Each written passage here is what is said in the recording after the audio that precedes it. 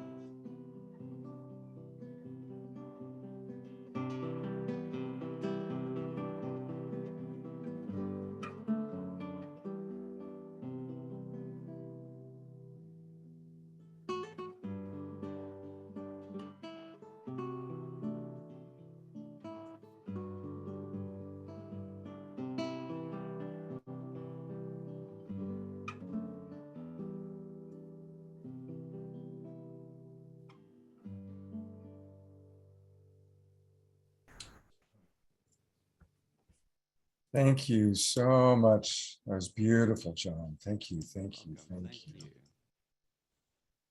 With that, kind of now with open hearts and open minds, I'm going to put the spotlight on our beloved brother, Mark.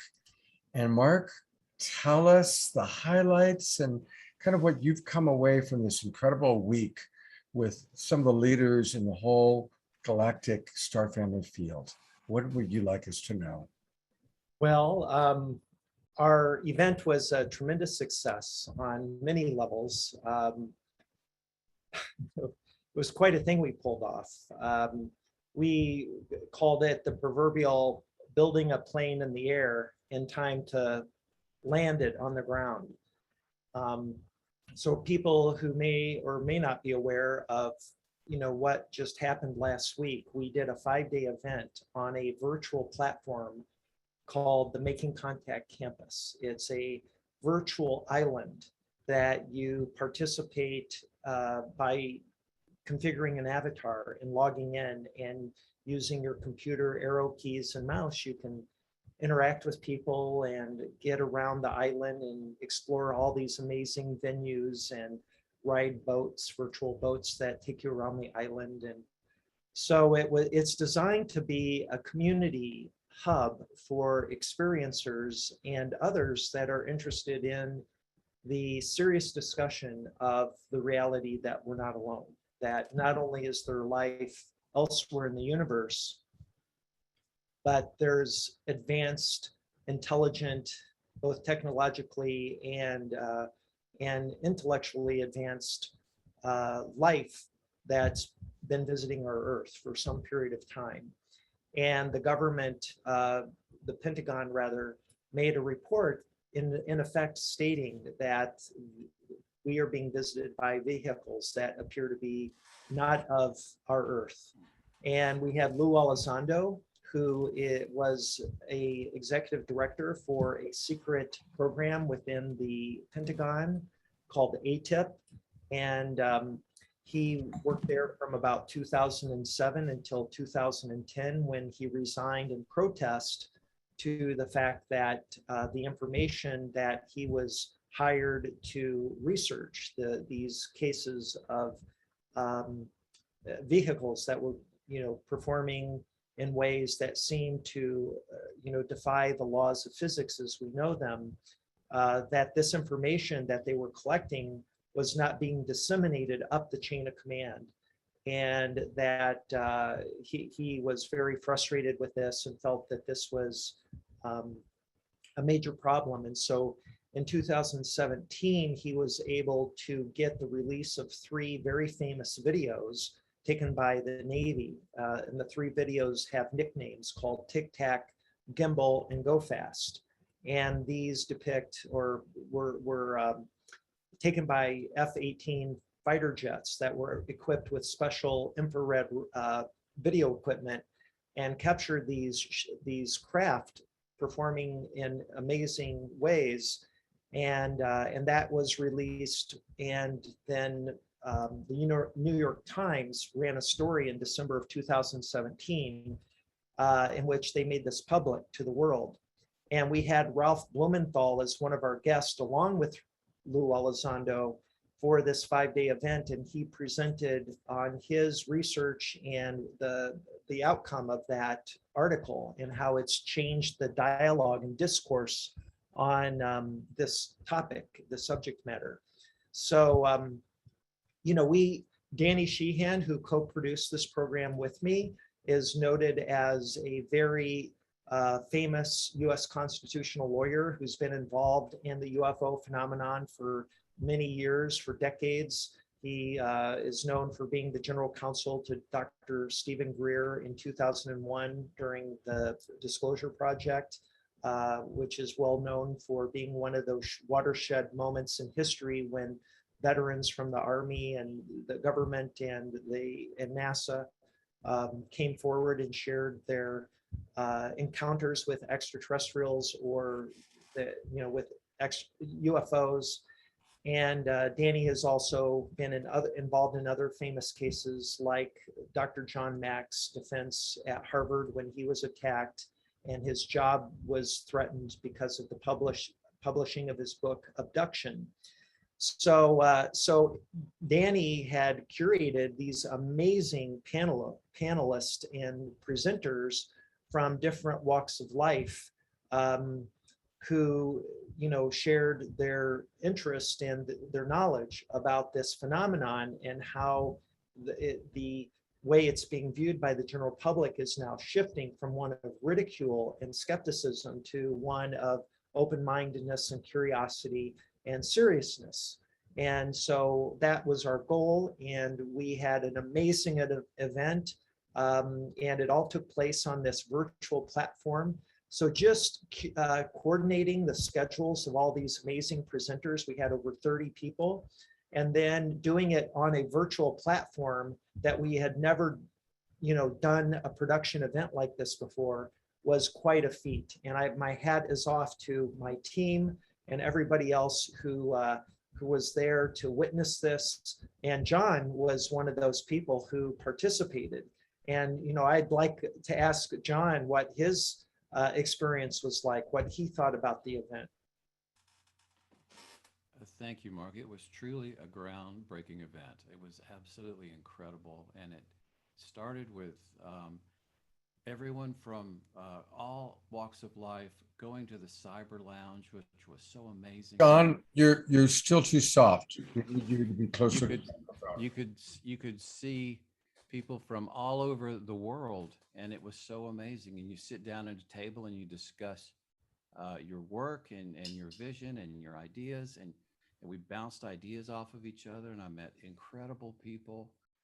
Mark put together a wonderful service that we could view of the service for Mr. Heller, and it was to me that was just such a beautiful event too. And then one speaker after another, it was exciting to go and change your clothes as your avatar, and you could go to the beach, and I'd jump on the boat and go around the island, and then you get dressed up for the evening events, and it was just absolutely incredible, just wonderful. I'm still trying to wrap my head around how you possibly pulled this off. Oh, thank you, John. Yeah, it was a lot of work. It was a lot of work, but it was a labor of love. And it's really my passion. And frankly, it's my calling. Those that know my story of having met Tejbar back in 2012 and how that changed my life and has taken me on a new path of service. This is one of the many projects that I feel I was called on to perform. And this is just the beginning. This platform is going to grow. We're going to open the campus and have ongoing events that are engaging for people. We have an international community now that we've established. We're having a free version of this and a membership version. And we made an announcement recently that everybody who bought a ticket for an event gets a 9-month free membership to the platform, and they can hang out.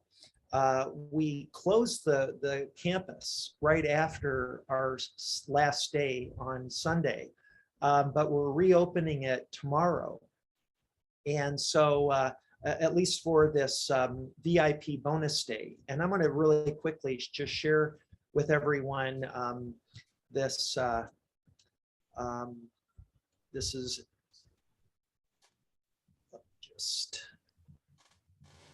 so this is a poster we did to honor Dr. John Mack, and we did a memorial service for Paul Hellyer, and that was before our event, actually, just a few days before our event went live last week, because he had passed and we wanted to honor him. So we brought in people and opened up the campus for free for people to attend the live memorial service from Toronto. And we streamed that in from the funeral home, or rather the church in Toronto where he was honored. And we all watched in the auditorium as the eulogy and service were performed. And then my friend Cheryl Costa had drafted a eulogy that that I personally gave as part of that service. And then we finished by naming the auditorium on our virtual campus, and named it after Hellyer, Paul T. Hellyer. We're doing a similar thing tomorrow as part of our VIP bonus day. We have another amazing group of people and panelists that are going to be talking about Dr. John Mack, the people that worked with him. Danny will be giving a memorial kind of honorary naming of the meeting hall. And so that is happening tomorrow. That costs $99. And if anybody would like to attend, there's still time to buy a ticket to participate in that. You just go to makingcontact.com, and then the campus will be open after that to all the free memberships that we've given away to ticket holders for the Making Contact Convergence. So there's a lot happening, and we're coordinating. So I wanted to just kind of plug the event that we're doing. And Mark, tell us more about, so when they register for your, what are the hours, or what are some things that will be taking place for the $99? Hold on real quick. Mark Allen. Hey, hold on real quick. I'm on the Making Contact campus, and my brother Jeffrey has just walked up to me and started talking to me. Hey Jeffrey, I'm on a podcast. I'll get back to you in a moment, okay? I hear you. I'm sorry, Mark. Hey, no problem. So hold on here real quick. Okay, I'm back. Sorry about that, Scott. What was your question, Scott? Tell us about a little bit about what takes place tomorrow. So we pop in $99. What's going to happen? What takes place? So right now, the only way that you can access the campus is if you have a computer, either a Mac or a PC running Windows. You can also run it on a Chromebook. And when you pay for your $99 ticket, you will get an onboarding email that will allow you to download the software to install on your computer, and then you launch it, and your credentials come with that package, that email onboarding package. And then you just log in, and you're taken into the dressing room or the closet, where you can customize your avatar. And then once you dress up your avatar, then you can enter the campus and start looking around. So that's what the experience is like. And tomorrow morning, we open up the entire campus for this one-day event, and then the campus will become open to all the previous ticket holders that have redeemed their free membership for 9 months. And so this is going to be a community for experiencers or anyone who's curious about this subject matter and wants to be part of an initiative to establish diplomatic relations with extraterrestrials. So that's one of the big initiatives that we are launching on this platform, is a academy for developing a strategy for developing diplomatic relations with extraterrestrial intelligence. And Danny and I are heading that up with the two of us and the New Paradigm Institute that we started back in 2015. And we've also begun recruiting people, some of which attended last week's event, to help us strategize and develop this initiative for a citizens diplomacy academy, and the initiative for establishing diplomatic relations with extraterrestrials. It's so exciting, and I believe that you are doing your purpose in life here. And tell us more about kind of your insight about how this is going to unfold. And as we choose to become ambassadors, as we choose to become part of the welcoming party, what is some of the training and how do you imagine it's going to play out, Mark? Well, this subject has, for the last 75 years, been mired in a lot of confusion, disinformation, ridicule, and that has been the consequence of a number of things. One, our government lying outright to us about the truth of this phenomenon and of extraterrestrial intelligence. It's also been, I believe, partially due to the culture that's risen up around this this topic.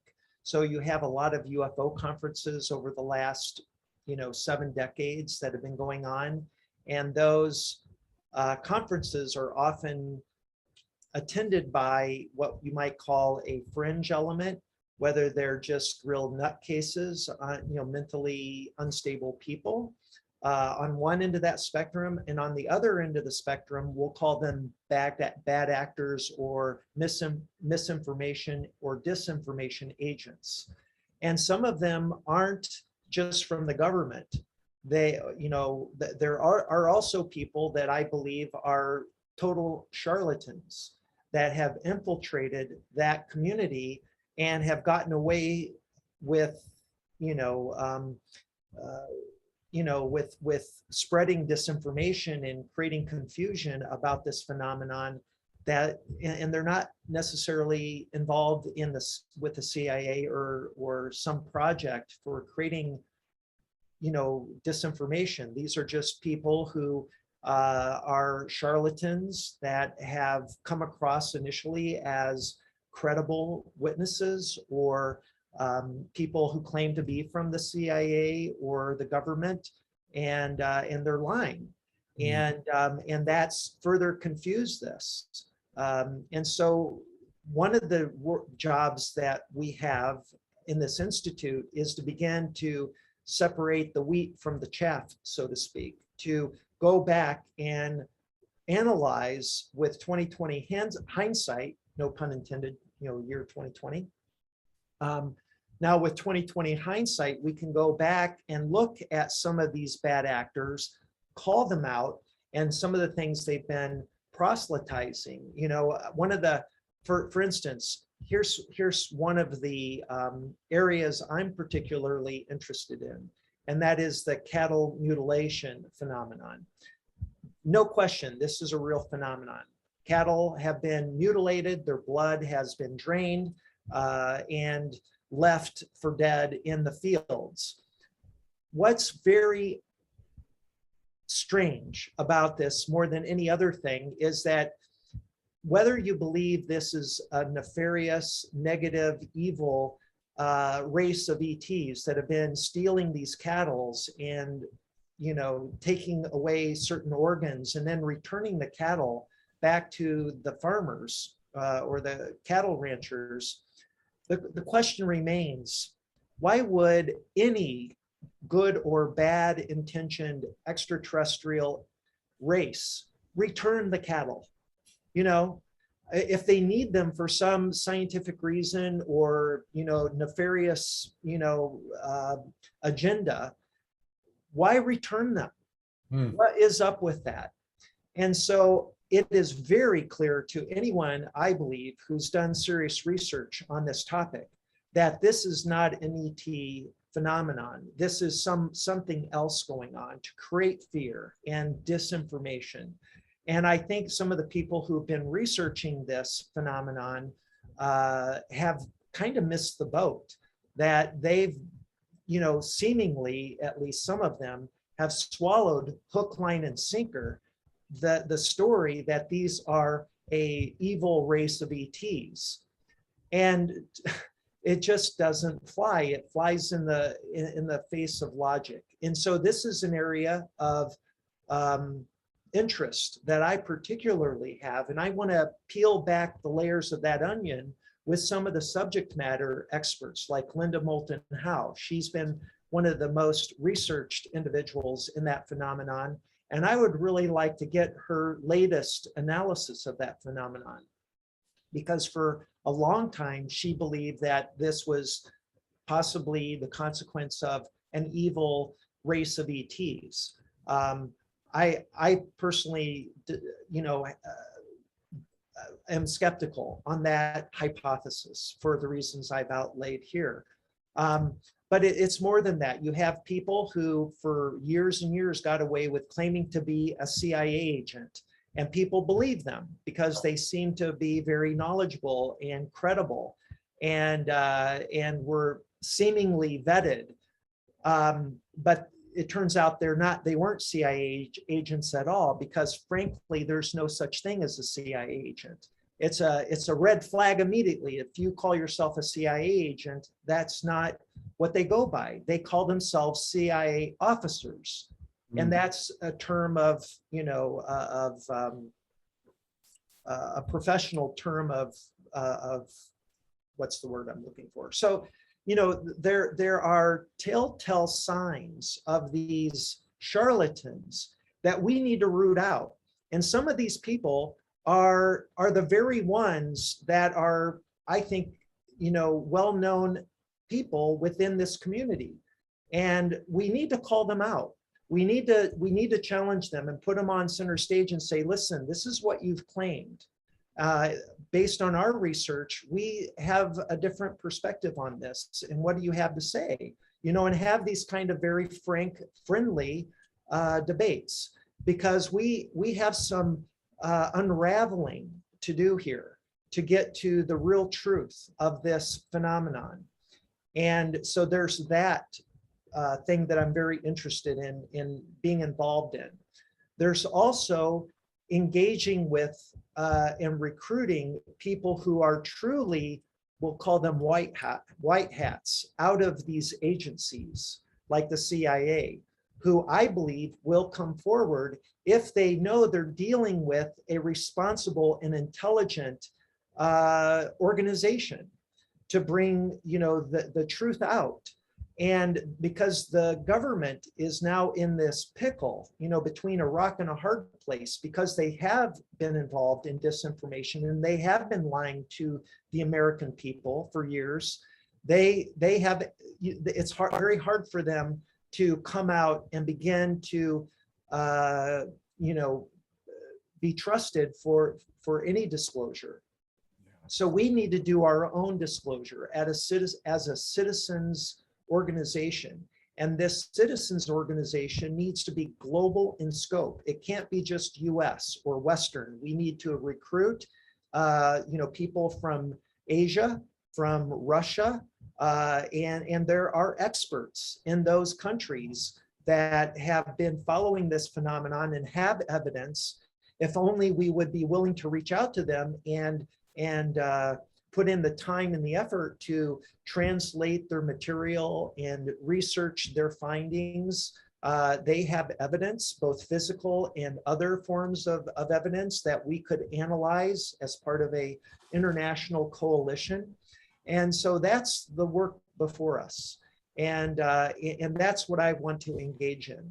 And then there's the diplomatic aspect of this. How do we train people who are sincerely interested in being emissaries for establishing diplomatic relations with extraterrestrial beings? And how do we prepare them for that? Because that, it sounds really exciting, but we need to take a step back and really think carefully about exactly how would we approach them, what kind of questions would we ask of them, and how would we discern between their intentions and our own needs, right? What is it that we need from them, if anything? And I think most people would agree that if these are technically and intellectually advanced beings, maybe thousands or millions of years more advanced than us, maybe they have something to offer us. But I think we have to be careful on how we ask for anything from them and what kinds of things we would ask. Beautiful. That's I'm so appreciating you, Mark. I really do. I so appreciate you. I love you very much.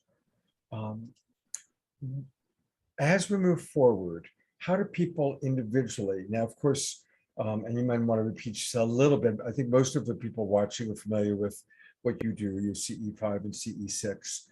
But what are some of the ways that we can, on an inner level, prepare for contact and actually even have contact? What would you say? Well, I think it's a multi-pronged approach.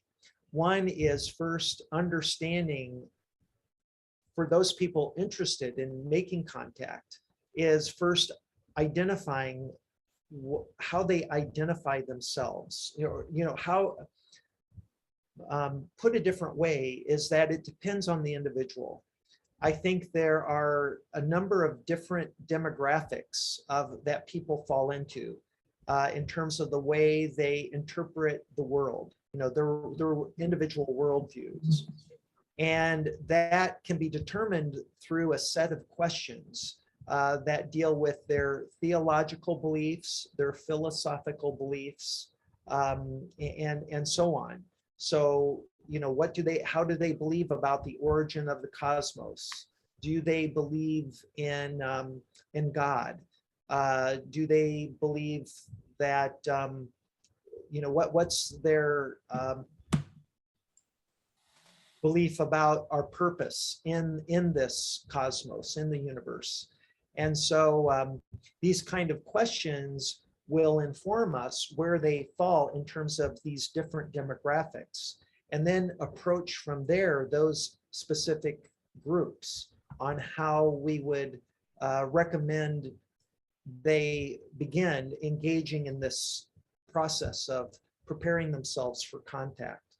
Because if you're a very devout fundamentalist Christian, you're going to approach that much differently than somebody who's a secular, has more of a secular identity, and maybe, a religious. They may be even an atheist, like I was when I first had my first contact. So it's complex, but we begin there. We need to help understand how we would, engage people and recommend what they should study based on their own backgrounds, their own identity, and how they view themselves in the world, and how they view the extraterrestrials. So that's a big part of it.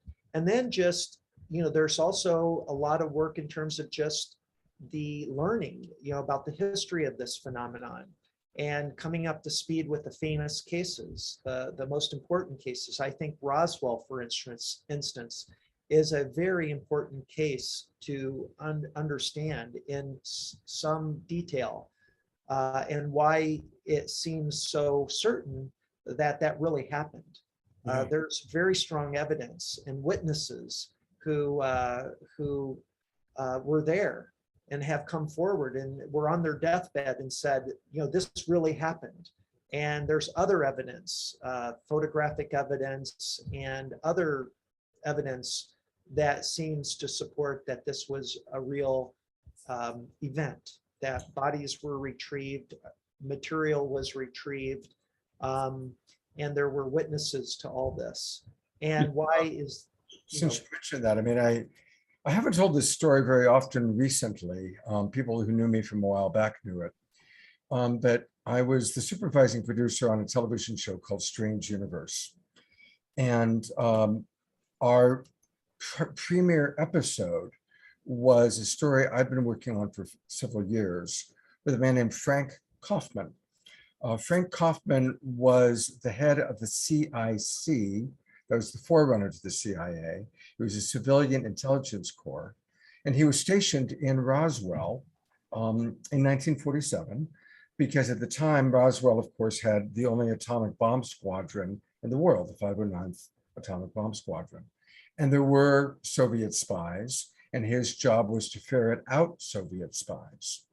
And so when the crash happened, the first thought was, once we realized it wasn't one of ours, was it could have been a Soviet spy plane. He was one of the first people on site. It took me 3 years to get him to tell his story. And literally, it's what you were saying. It was a deathbed-like story.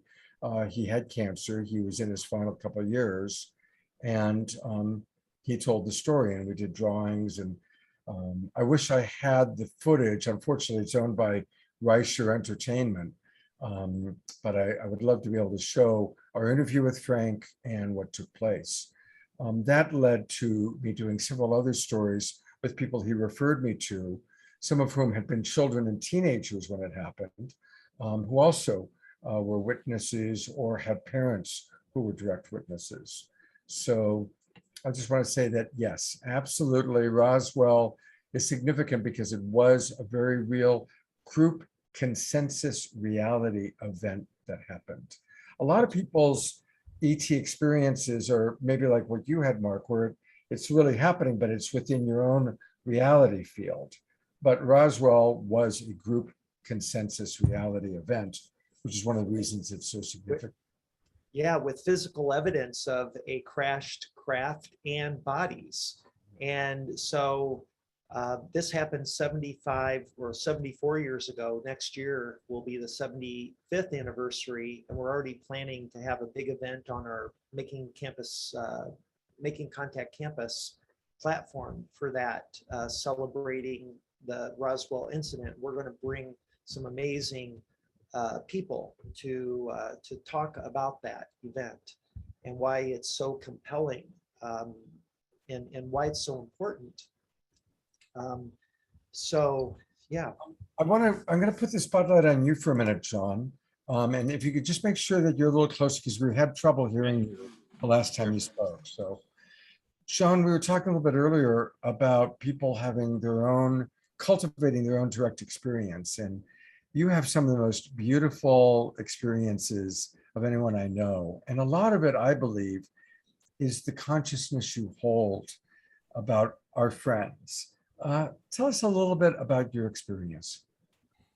Well, I've used music and positive thought to connect to the universe, and I've been doing it for many years now. And literally, when my first 1 or 2 sessions of going out on my deck and playing music with that intent to contact and connect with the universe, I had beautiful craft that came in. I've had large metallic craft, and I've had literally daily interactions with our star family. And I speak with them, and they interact with me, and I make requests of them. I've got a second camera now, and I put it on a constellation to see if they will fly through the constellation, and they do that for me. And multiple, I've got this one air, it's got sort of wings on it that comes, and he's come 3 or 4 different times, and he'll do barrel rolls for me, and it's obviously from another dimension. And there's many types of orbs that come, very large ones to the very, very tiny, and I respect each and every one of them. And it's an honor to share my love of music and how it is a universal, it's a universal constant. And it has just been a lovely experience. And what I say to everybody is project what you love to the universe, and you'll be surprised how quickly the universe responds in kind. And it's a beautiful experience. And I would, we're going to close tonight with seeing a video you put together for us. And John, we still are having, some people are having trouble hearing you. So you really got to move that microphone closer. Wow, I would have thought it would have worked better than that. Okay, is that better? Yeah, it's like when you talk right into it. Maybe if you go into Zoom and just raise your volume. I think try that. The issue. And I'm going to go to Mark. Mark, there's a question, and it's a little bit confrontational. One of our people asks if you really feel like if somebody is a charlatan, that you could even engage in debate with them. How could you really manage that? No, that's a good point. Again, well, I guess I would say I don't like to engage in controversy. I think it's counterproductive. In fact, I think, there will be those that would like to bait me or bait us who are establishing this institute into that kind of, um, debate or argument. I guess what I'm really trying to say here is that it's important to train people how to look for charlatans, and people who come through our academy. I would say, okay, here's an example of somebody who's clearly not who they say they are, because they use a label that's not even used in parlance in within the CIA. Somebody who calls themselves a CIA agent can't be a CIA agent because that's not what they call themselves. Right. And then there are ways to vet people. If they claim to be with one of these 3-letter agencies, if you just ask them a set of questions, you can pretty quickly determine if they're the real deal or not, or at least eliminate those that aren't very sophisticated and are, truly not of the agency that they claim to be. And if they are, then that's important to know too. So I think, I know for myself, I've done a lot of research in the last 9 years since I've been doing this. And I've found people who clearly were disinformation agents, whether they were working alone or they were being paid by somebody. There certainly are cases that I found of people who were clearly from the military, who were retired, and they were skeptics, and they kept coming on to the news and being interviewed for documentaries and shutting down witnesses, claiming that they were seeing, the Venus or a lighthouse, and it's just ludicrous.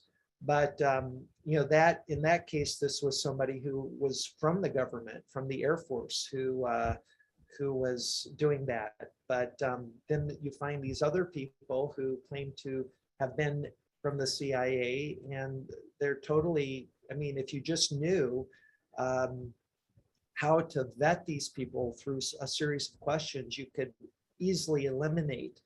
And I find that in the UFO conferences, in the community that's been running these conferences, that I've seen examples of people who were allowed to speak, and that gives them a platform and an authority of sorts. And so that I think we need to be better about vetting people and making this very serious. So we're trying to take on our platform, we're really trying to raise the quality and the standard of people involved to a new level. And that means, engaging with people that have never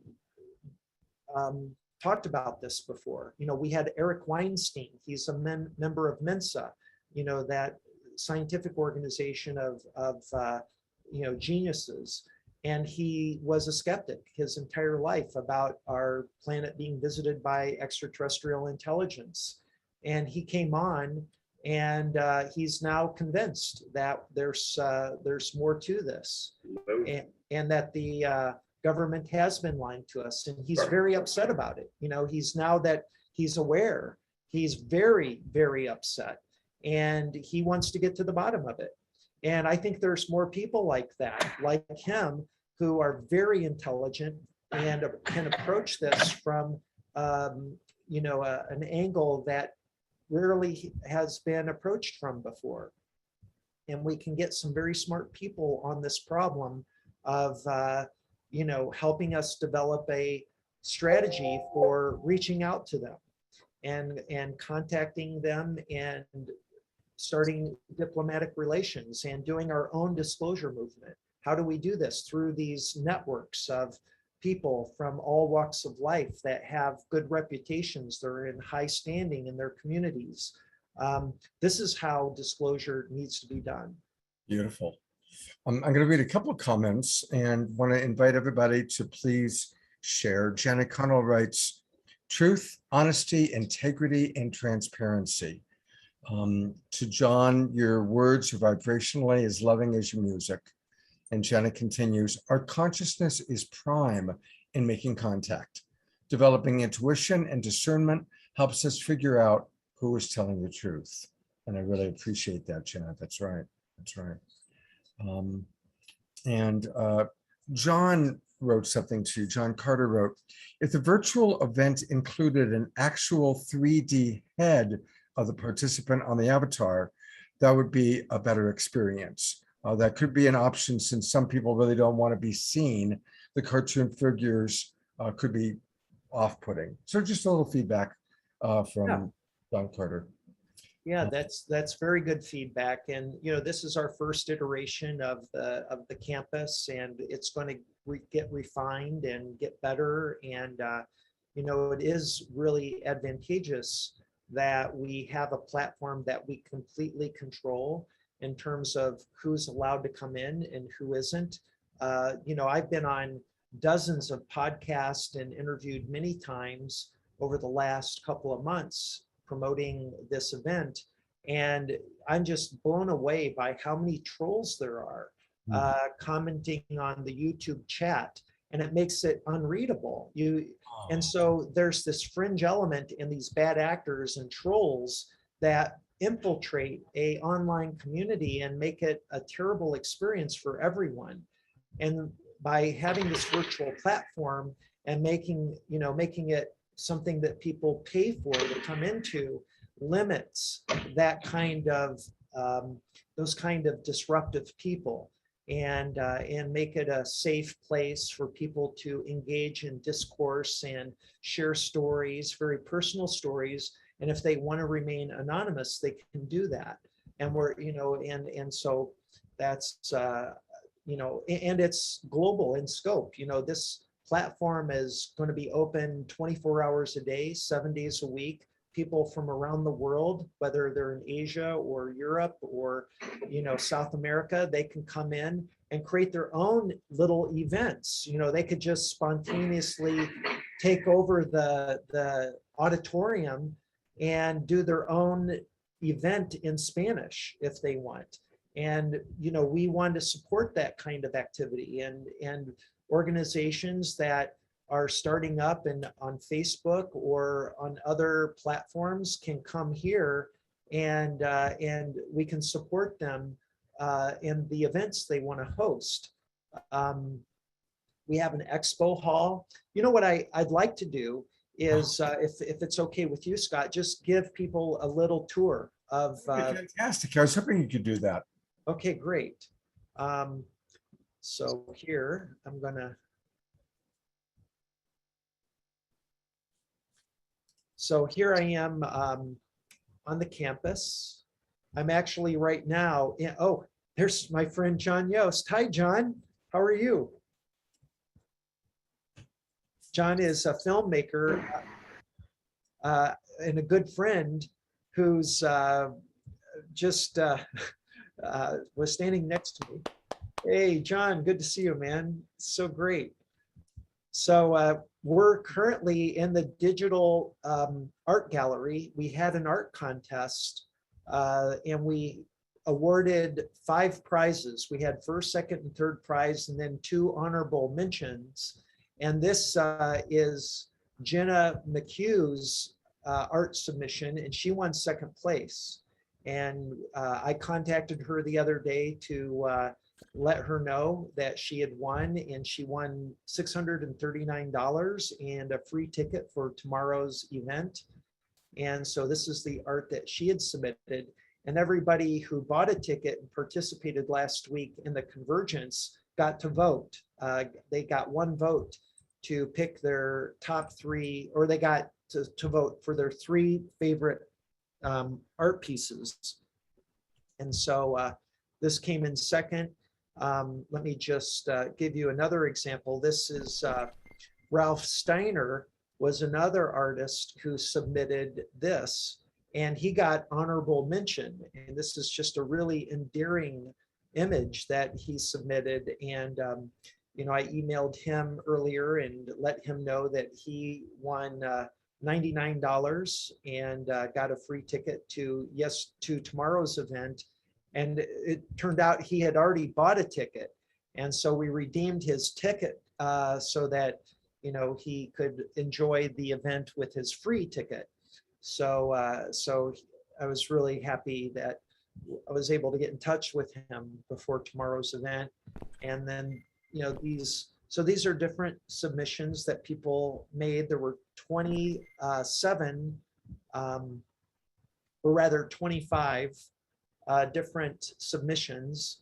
And you go into these different booths, and then the artwork appears, and you can zoom in and zoom out. So this is what the art contest was like. Okay, so what I'll do is take my avatar, and I'm going to run out to the campus. I love the running part. That's so great. And this is the Paul Hellyer Auditorium. And by the way, every flag here represents the different countries of attendees that attended the conference. So we had 7 different countries represented in all of our attendees. And then if you don't crash through the doors, then you enter the auditorium, and this is where we'll be holding our event tomorrow. So this is a poster that I showed everyone earlier. The John Mack Institute website is there, and if you here, we'll go up on stage, and I can actually click on this to zoom in, and this becomes an interactive web board. And you can learn more about Jack. Here's his, or John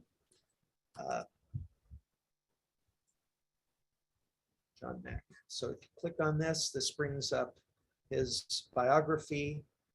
And so these become interactive web boards. Put it back. And these web boards are peppered throughout the campus. Beautiful. I just, you know, you bring the future to us, and obviously big level future is going to be connecting with our beloved galactic family, but kind of short run future that you bring to us is creating these virtual worlds and being able to connect with each other through avatars. It's really, really quite exciting. Uh-huh. Mark, I'm wondering if you can have the Oculus system working with this, where you're totally in VR. Yeah, this is VR enabled. So if you have an Oculus Rift, you can plug it in, and it will work without any other special software. This is our contact tea house. This is a teacup.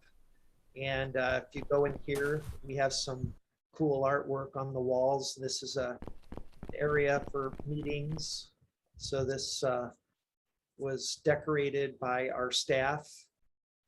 And it's just really, these are just beautiful renderings that were done custom for our platform by artists that are part of our staff.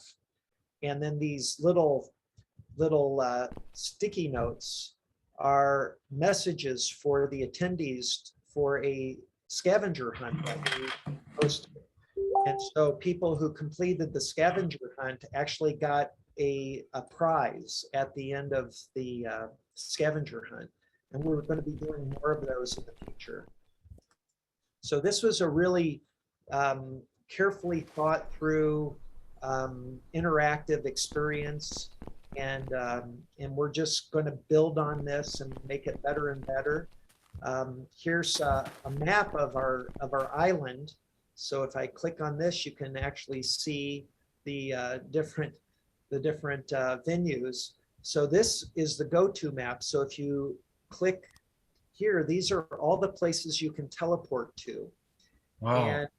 And so I could teleport to the beach right here. And this is the beach, number 11 on the island. We have 2 skyscrapers with offices and classrooms and meeting rooms. Number 3, that's the auditorium where I just was. We are right here where the number 1 is. And then this is the expo hall, number 2. And I'm gonna teleport to the expo hall, which is on an island off the coast of the main island. I'm an Indianapolis. Hey, Mark. Hey, how are you? Hey, Mark. Hi. Hey guys, What's up, dude? I'm here with Scott Catamas, and I'm doing a live demo on a podcast. So Wow. you are live right now. Hello, world. So this is my brother, Jeff. He lives in Austin, Texas, right on my right. And Judy was one of our attendees, as well as Matthew, directly across from me. And I guess these guys are just hanging out. And so I'm going to go take everybody on a tour of the expo hall. So I'll see you guys later, okay? All right. See Sounds you later, great. Mark. Sounds See you later. Well, that's Bye. fun. Yeah. So I'm just going to show you real quick. This is a map of the expo hall, and then we'll enter here. So it's a big expo hall, as you can see. This is my friend Alan Steinfeld's booth, and when you enter the booth, you are in a private area, and when you walk into this area, this is a web board, and there's a video that plays.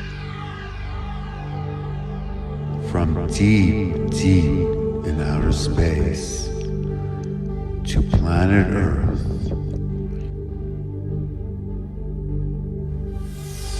to the red rocks of Sidon, comes a time, an event, a place, a message of making contact.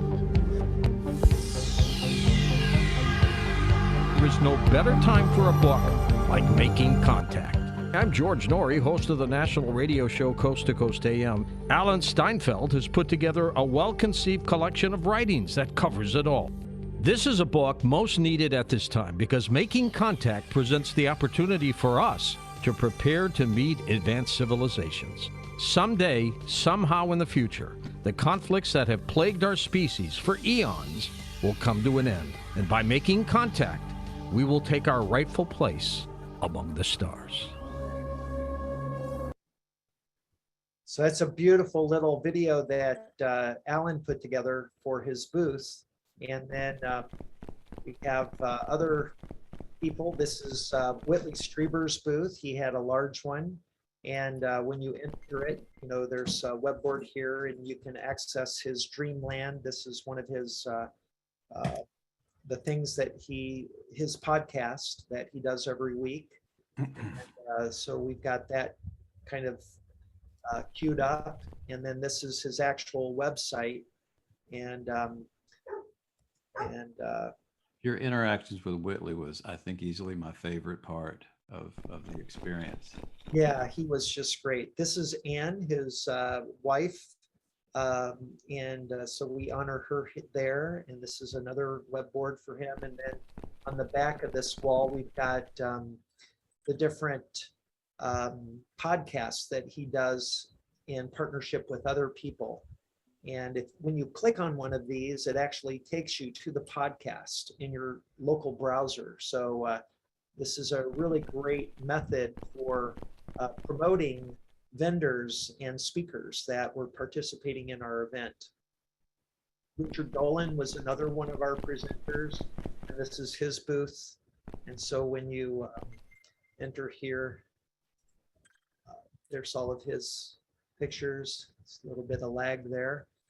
And the Connected Universe, this is my friend Malcolm Carter, who did the movie that I was involved in called The Connected Universe, highlighting Nassim Haramim's science and findings. And then down here, we actually have the Resonance Academy and Art Crystals, which is one of Nassim's businesses. And again, you can learn about his different products here that he's been developing, these art crystals. And so you can go right on into the booth and right on these web boards and sell products. So this is a way that we hope to make money to support the platform, and so that we can keep it going. Linda Moulton Howe is one of our speakers and or presenters, and so there's a booth there for her. And there's a podcast that I was on, so I gifted them this booth so they could enjoy that. And Stephen Bassett was one of our speakers. This is a booth I did for Stephen as a gift, since he came on as a speaker to our program. And so yeah, let's see. Fantastic. Absolutely fantastic. Now, how do people, if somebody wants to be, get a booth, how do they get a hold of you, or what's the process for that? Well, let me stop the share, and if they go to the, hold on real quick, I'm gonna bring this up. And your audio got a little bit lower for some reason. Oh, let me do this. On the, oh, jeez.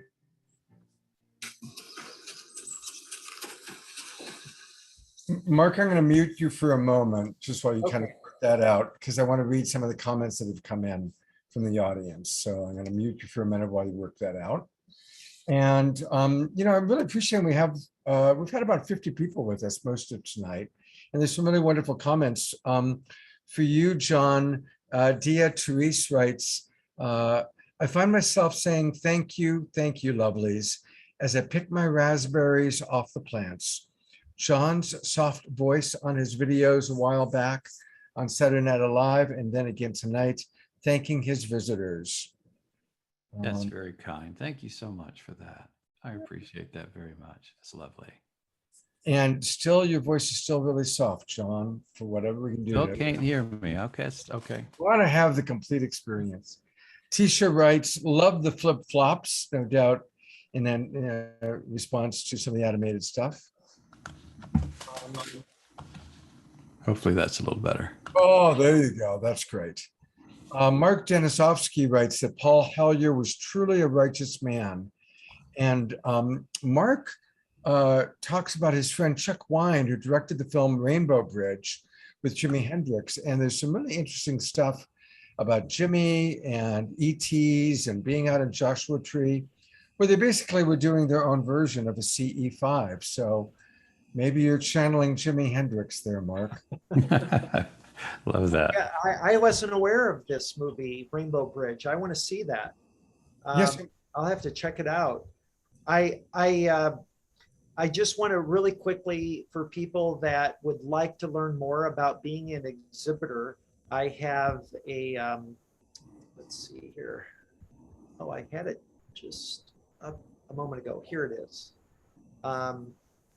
So I'm going to go back to the main page, and we're going to put this up at the top on the main menu. But if you scroll down to the bottom, there's an exhibitors link here. So if you click on that exhibitors link, that takes you to a form where you can fill out an application, and then we would get back to you. So anybody who's interested in applying to be an exhibitor at the expo hall, just fill this form out, and we'll do that. So what's great about the exhibitor hall is that because our platform is open 7 days a week, 24 hours a day, people will come in there and explore, and you don't need to be manning a booth to sell your product or service. And we anticipate over time, this is going to become, more and more active, and more people are going to, come through here. And it's a great way to market a product or service. And what kind of support do you provide to people who are new at creating something like this? Creating a booth or creating a avatar? Yeah, creating a booth that can have ongoing products and sales, even, not So I have a PDF document that I've created that explains how to supply us with all the information for the booth. And really quick, I'll pull it up. Let me give people an idea of what that looks like. Let me share this, and I just need to open a different.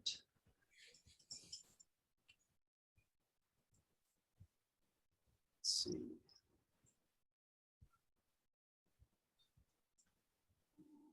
So this is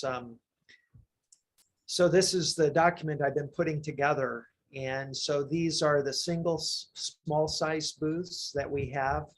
And I explain here at the top what assets we need to get from them and the image resolution for each of the images that go on the logo, the booth logo, the web board, and the podium icon.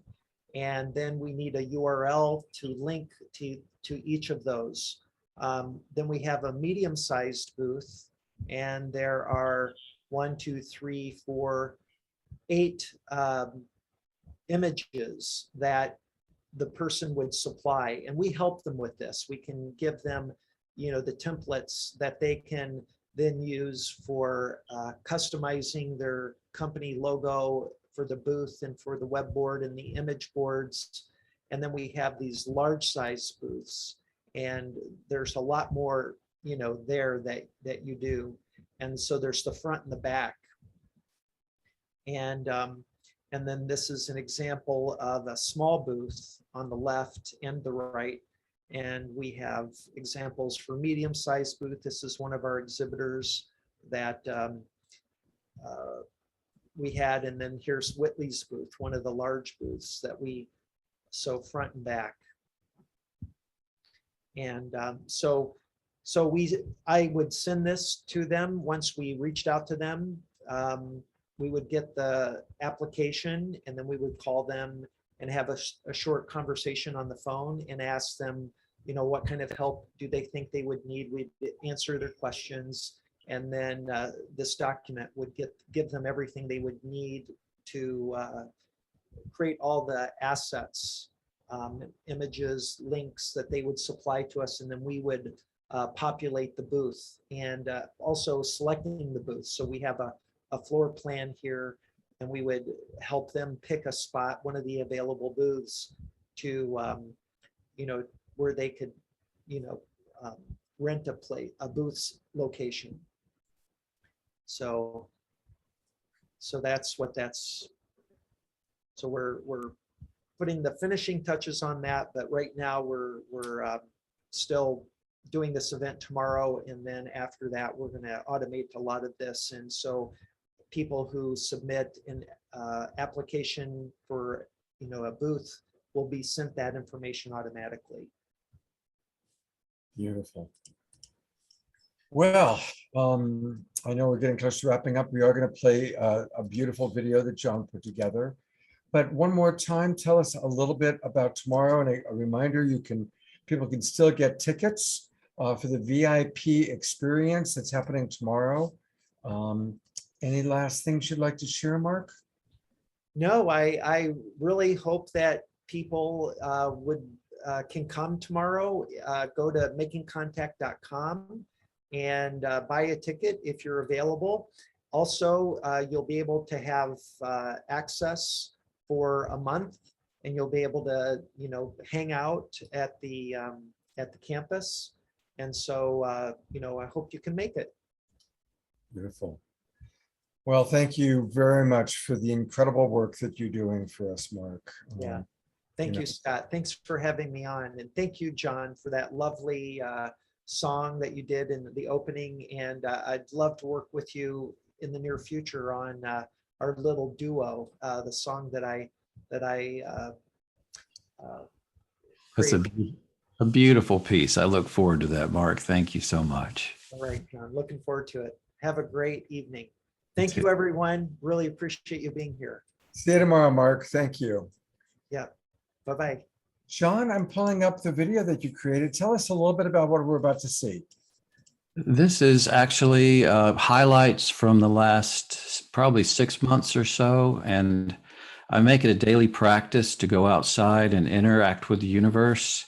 And we have an agreement. I go outside about 9:30 and they come, oftentimes they're waiting there for me when I get there, and we interact, and I feel their beautiful energy, and we feed off of each other in that way. And it's just a beautiful experience. And I would hope everyone would just feel the joy of going outside and connecting with our larger family, which is really what it is. And so I think that is the message I would like to send today. All right. Well, we are excited to see this beautiful video you put together for us, John. Here we go.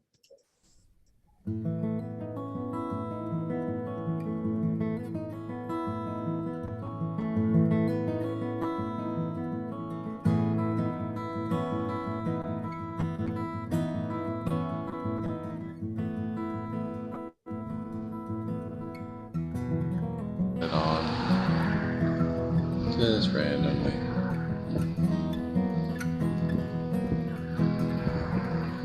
It's never random, is it, friends? Wow. I mean, that's the greatest thing you've ever seen. Wow, friends.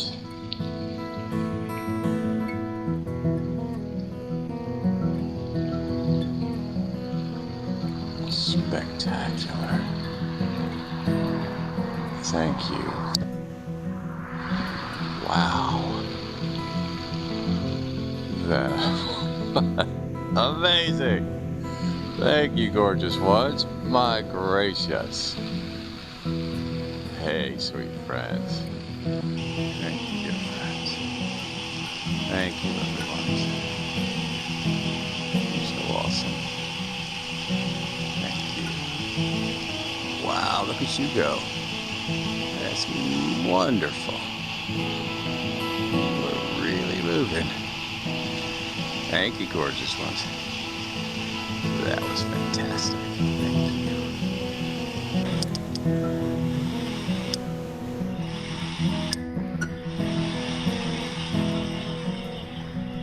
Wonderful. Hey, beautiful ones. Hey. Right through the center of both of those. Now that was one of the coolest things ever. Absolutely beautiful. Wow. Fantastic, dear one. Thank you. So wonderful. Hey, beautiful ones. I love your family. Thank you. Absolutely wonderful. Thank you. Thank you, dear friends. Whoa, look at you go. You are amazing. I just love that. Hey, gorgeous one. Thank you for that. Wow.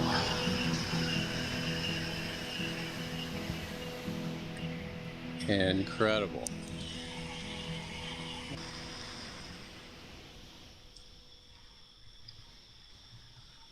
Thank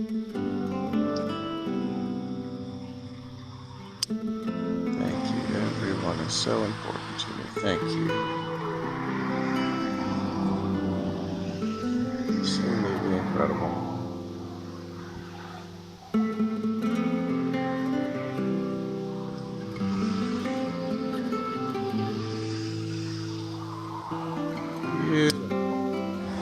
How absolutely wonderful. Thank you, beautiful friends. Thank you, gorgeous ones. Thank you. You're so lovely. Thank you, my dear friend. Have a lovely night. And I thank you so much. What a beautiful flash. Thank you, gorgeous ones. Thank you. Hey, beautiful ones. Hey, my dear sweet friends. Thank you for that. Hey, beautiful one. Hey, gorgeous friends. Thank you. Hey, that was absolutely beautiful. Thank you, gorgeous one. That was very special. Thank you, sweet friend. How wonderful. Absolutely beautiful. Thank you, gorgeous ones. Hey, my dear, sweet, beautiful friends and family. Thank you.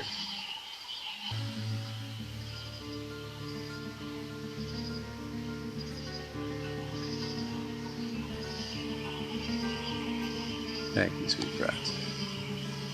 Thank you for coming to see me. That was very close. I don't think I quite got you there, but that was very awesome. Oh, here goes Bodie. Thank you, sweet friends. Thank you, gorgeous. There you are. Oh, you did it. You did it, beautiful ones. Hooray. 10:05:23. Beautifully done, sweet friend. Whoa, of course, and there's that too. You did that beautifully. Thank you.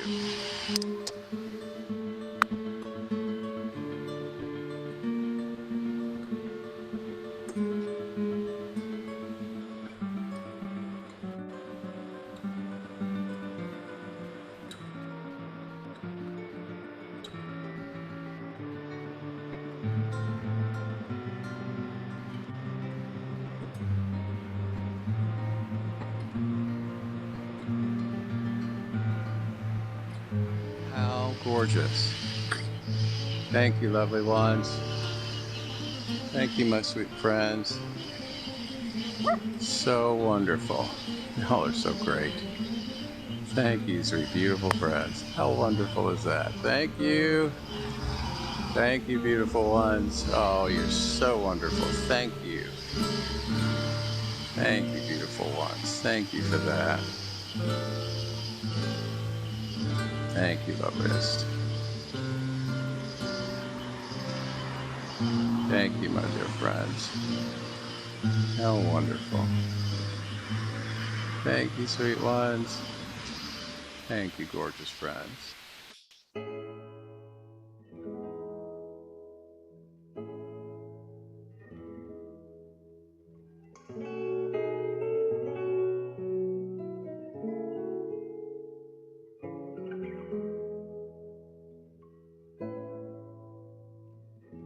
Hey, gorgeous ones. Hey, my dear friends. There you are. Hey. Thank you for coming to see me tonight. Thank you, beautiful ones. So lovely. Thank you. Hey, beautiful, sweet ones. Y'all are so awesome. Thank you, beautiful ones. Just so magnificent. Thank you. Thank you, dear sweet friends. Oh, wow, we got 3 at the same time. That's super awesome. Our podcast for tomorrow night. My friend Mark and Scott and Trish. I may try to come out tomorrow night too. It'll be later than normal though, because they're on the West Coast. I'm not sure if that would work for you guys. But I so love that. See how we're doing here, just next to that bright star. It might be 11:30 or something. I'm not sure if that would be possible for you though. Here we are. Hey, beautiful ones. Hey, my gorgeous friends. Let's try for tomorrow night. What do you say? That'd be awesome. I know everyone would love to see you. Let's say 11:30. How beautiful you are tonight, sweet friends. How absolutely gorgeous. Thank you. Thank you, beautiful ones. Thank you so much.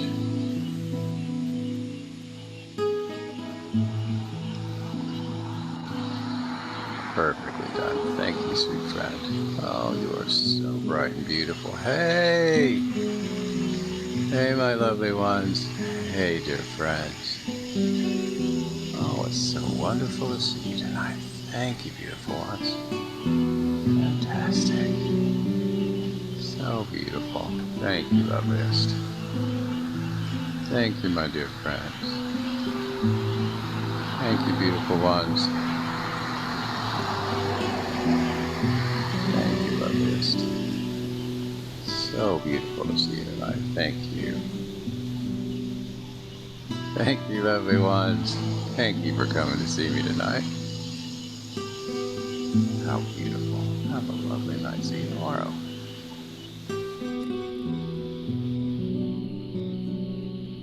John, I just listen to your full voice.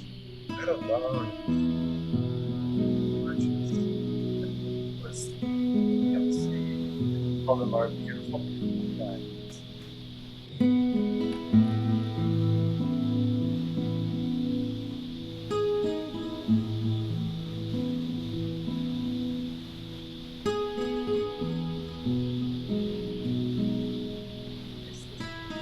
This is up on your website, John? Yeah, I have like 160 videos on YouTube and about the same on TikTok.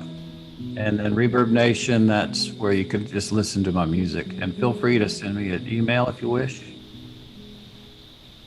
Beautiful. And I'll put this video up on YouTube. It's private right now, but I wanted to premiere it with you, Scott. So I'll put it onto my YouTube later today or tomorrow. Thank you very, very much. Of course, there's lots of wonderful comments in the chat box about how beautiful this is.